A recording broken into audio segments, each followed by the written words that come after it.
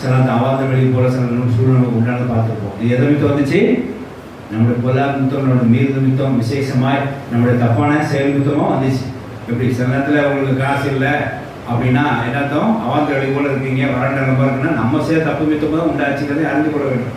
அவனுக்கு கர்த்தர் உணர்த்தி என்ன செய்கிறார்? மறுபடியும் அந்த வயல்களை உண்டாக்கி, அங்கே நீரிட்டு அவாந்தவனை நீரிட்டு உண்டாக்கி அவனை செழிப்பாக்கி மறுபடியும் மிருகம் குறையாமல் அவன் பெருக்கத்தை உண்டு பண்ணி அவன் ஆசிரிக்கிறார். ஹல்லேலூயா!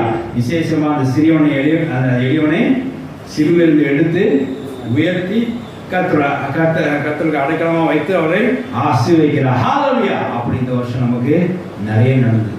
நம்ம தப்பு நிமித்தம் சில வருட நேரமாக பார்த்துருப்போம். நம்முடைய பொல்லாத நிமித்தம் சில ஆசீர்வாத கேடுகளை பார்த்துருக்கலாம்.